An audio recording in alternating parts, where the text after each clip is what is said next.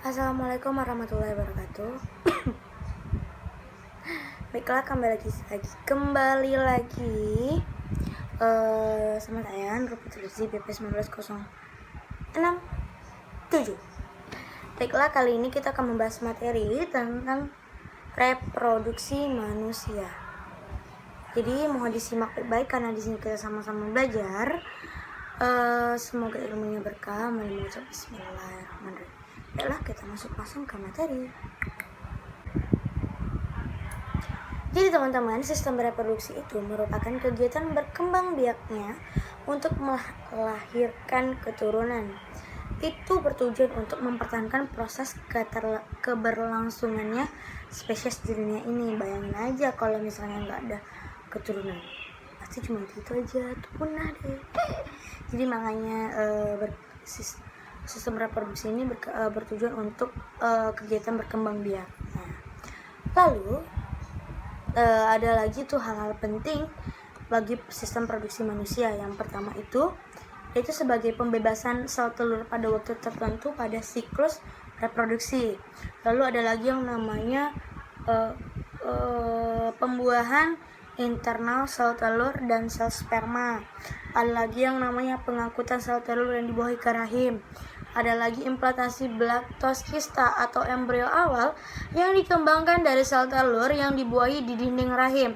Lalu ada lagi yang namanya pembentukan plasenta dan pemeliharaan bayi yang belum lahir selama seluruh periode kehamilan. Jadi kan periode kehamilan itu ada beberapa kan teman-teman. Nah, jadi selama periode kehamilan tuh dibantulah sama sistem reproduksi. Lalu ada lagi yang namanya kelahiran anak dan pengusiran plasenta. Lalu ada menyusui dan merawat anak dengan kembaliannya organ-organ ibu. Jadi jika berdasarkan alat reproduksi, sistem produksi itu dibedakan menjadi dua jenis. Ada yang namanya kelamin laki-laki dan ada lagi yang namanya perempuan. Nah, alat reproduksi laki-laki. Pada alat reproduksi laki-laki ini teman-teman, itu terjadi atas kelamin luar dan kelamin dalam. Berarti terjadi dua, ada kelamin luar dan kelamin dalam teman-teman. Kita akan bahas satu-satu.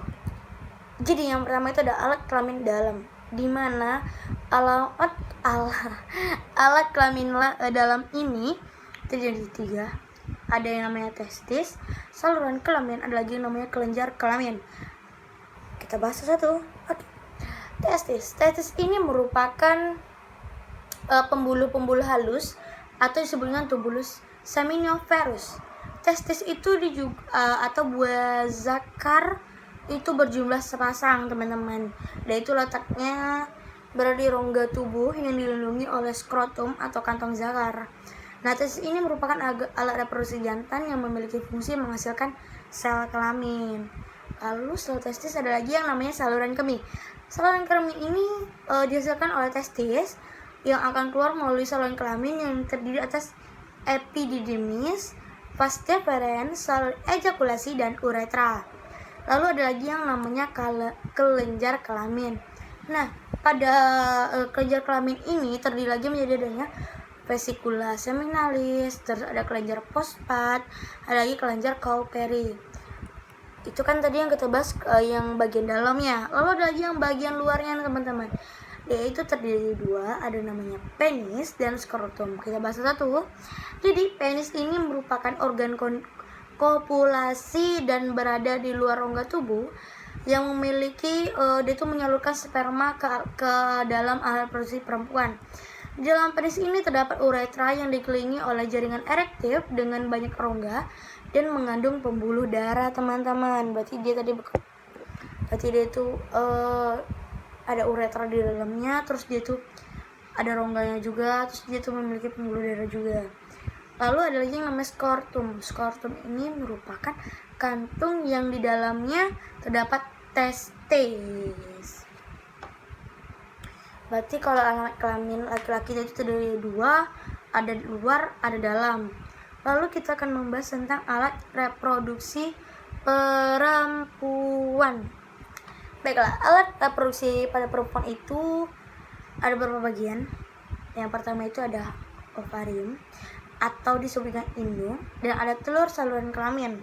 Berarti dia terdiri dari 2. Yang pertama ovarium dan telur saluran kelamin. Kita bahas satu. Baik. Jadi yang pertama itu ada ovarium. Ovarium itu merupakan alat kelamin yang menghasilkan ovum atau sel telur dan mengekskresikan hormon estrogen dan progesteron.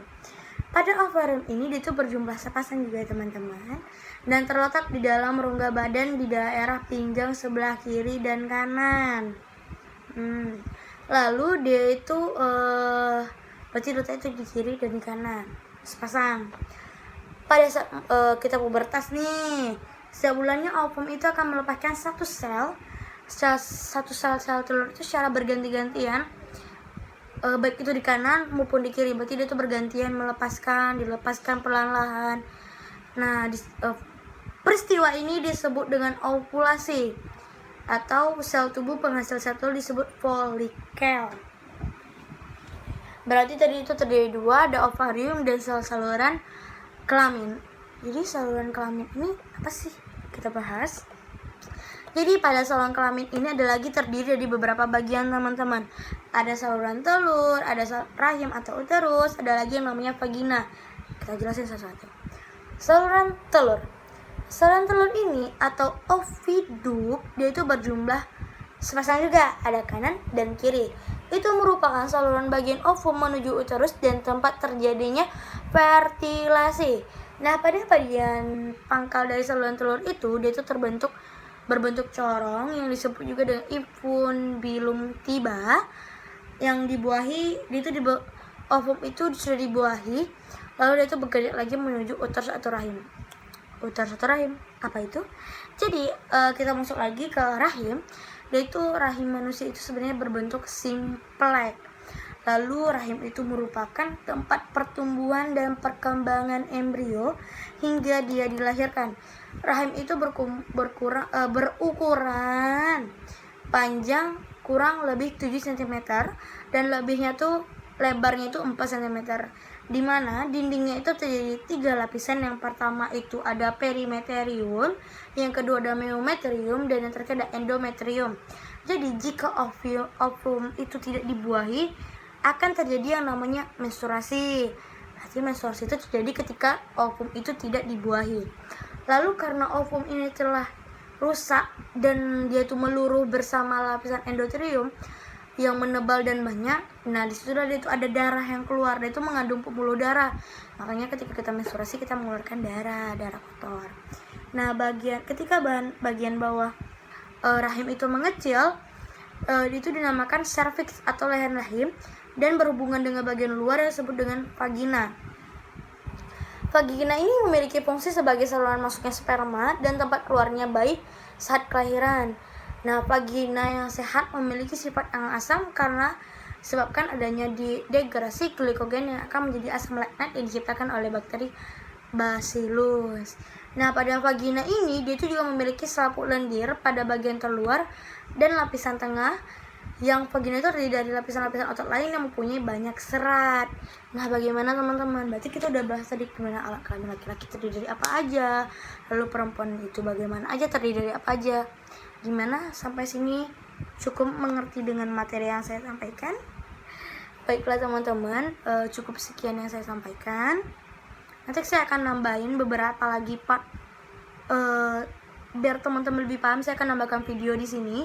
Nanti videonya saya akan kasih di akhir video ini. Bagaimana sih apa-apa lagi itu sistem yang terdiri dari kelamin laki-laki, ada apa lagi yang terdapat di kelamin perempuan, itu akan dijelaskan di video nanti, supaya teman-teman lebih mengerti, lebih bertambah ilmunya, dan semoga video ini dapat bermanfaat bagi kita semua.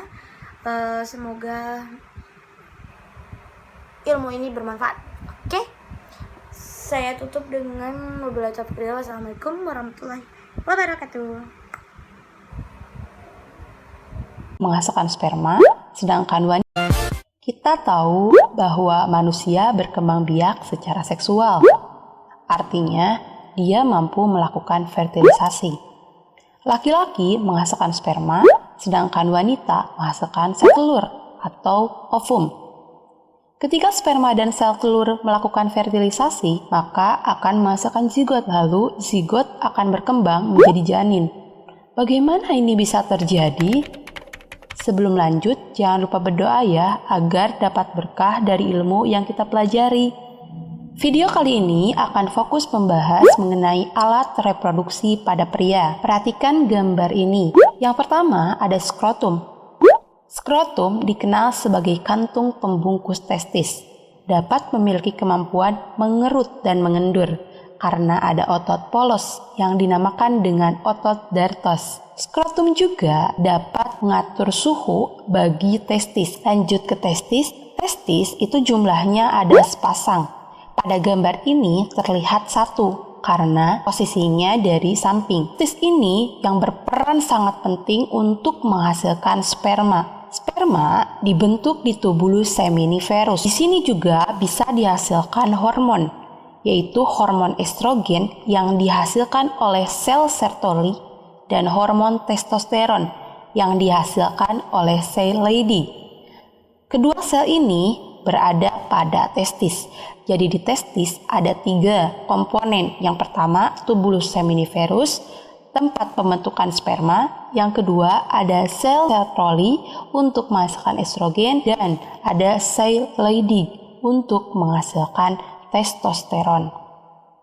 Setelah sperma dihasilkan di sini, maka akan dimatangkan di organ selanjutnya, yaitu epididymis. Epididymis ini dikenal sebagai tempat pematangan sperma dan penyimpanan sperma pertama. Jadi sperma yang dihasilkan di tubulus seminiferus itu belum dewasa, maka dia akan dimatangkan di epididymis. Setelah sperma matang di epididymis, maka dia akan melanjutkan perjalanan yang pertama menuju saluran yang namanya vas deferens. Vas deferens ini akan mengantarkan sperma menuju ke vesika seminalis. Di vesika seminalis itu sperma dikasih makan, dikasih nutrisi, dan dihasilkan getah semen yang biasanya warnanya putih. Jadi semen terbanyak itu dihasilkannya di vesika seminalis. Setelah itu dia akan menuju ke kelenjar prostat. Kelenjar prostat ini tempat bertemunya saluran sperma dengan saluran urin. Jadi saluran laki-laki itu cuma satu. Saluran sperma dan sel urin akan bertemu di kelenjar prostat. Nah, setelah itu dia akan menuju kelenjar Cowper. Kelenjar Cowper ini menghasilkan getah basa bagi sperma. Tahap terakhir akan menuju ke penis untuk dikeluarkan. Di penis itu ada bagian yang namanya jaringan erektil yang nantinya akan membuat penis mampu berelaksasi dan berkontraksi. Di penis juga ada bagian yang namanya bagian kepala yang namanya gland penis. Di gland penis ada bagian yang namanya kulit pelindung yang akan dipotong sewaktu sirkumsisi atau khitan. Inilah alat reproduksi organ reproduksi pada pria. Secara peran, reproduksi pada wanita jauh lebih kompleks daripada pria. Jika organ reproduksi pada pria menghasilkan gamet dan hormon saja, tidak demikian pada organ reproduksi pada wanita.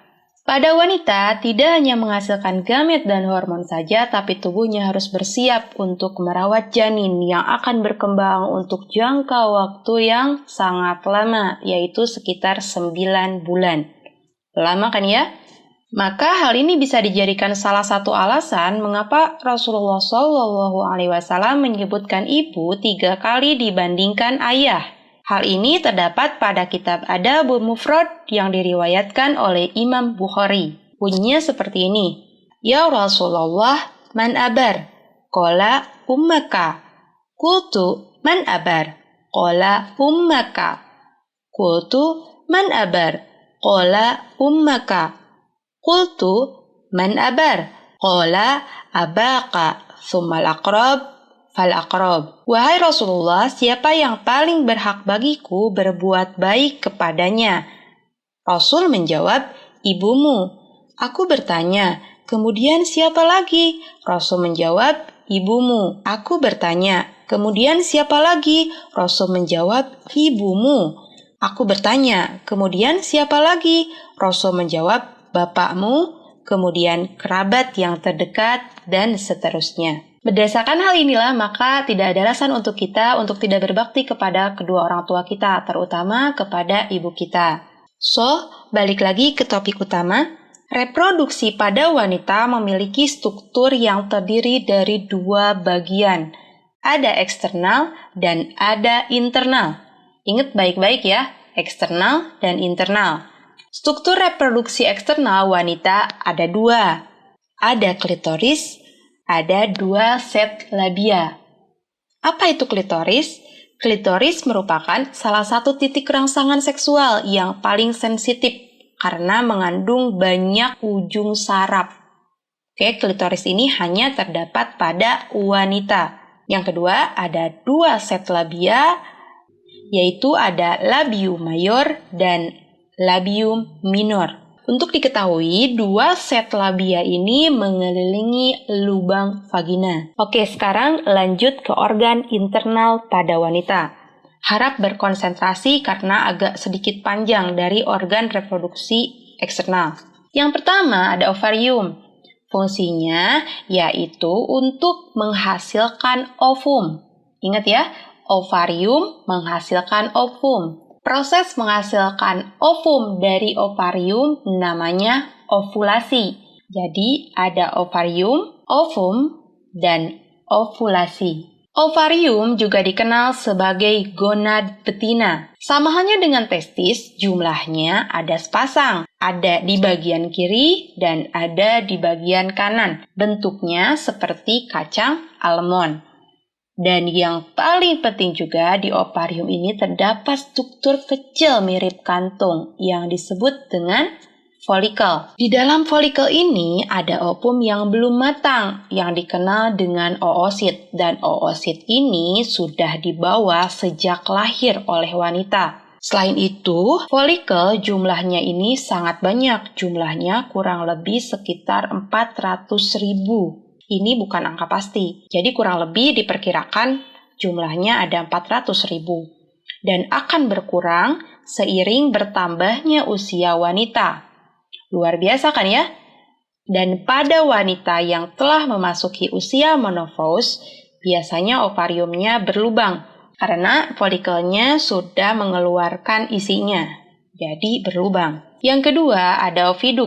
Oviduk atau yang dikenal sebagai tuba falopi letaknya memanjang dari rahim menuju lubang yang berbentuk corong di setiap ovarium. Setelah ovulasi, ovum akan meninggalkan ovarium menuju ke tuba falopi. Untuk apa dia ke tuba falopi? Dia akan menunggu untuk bertemu dengan sperma. Setelah bertemu dengan sperma, maka akan terjadi yang namanya fertilisasi atau meleburnya sperma dan ovum untuk menghasilkan zigot. Zigot ini nanti akan berkembang menjadi janin. Berkembangnya di bagian mana? Di bagian rahim. Yang ketiga ada rahim atau nama kerennya adalah uterus. Rahim ini merupakan organ tebal yang berotot. Dapat mengembang selama masa kehamilan untuk menampung janin maksimal sekitar 4 kilo. Inilah organ yang disebutkan sebagai tempat kokoh dalam Al-Quran.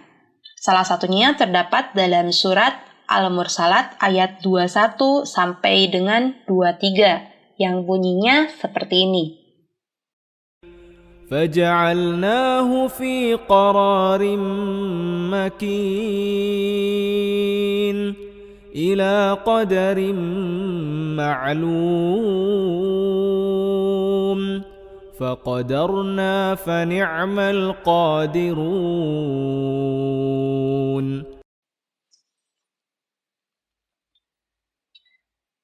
Dan luar biasanya lagi, rahim ini tidak hanya disebutkan di satu surat, dan bahkan ada di beberapa surat. Kalian cari lagi surat apa yang menyebutkan rahim ini. Lapisan dalam di bagian rahim dikenal sebagai endometrium. Lapisan ini kaya akan pembuluh darah.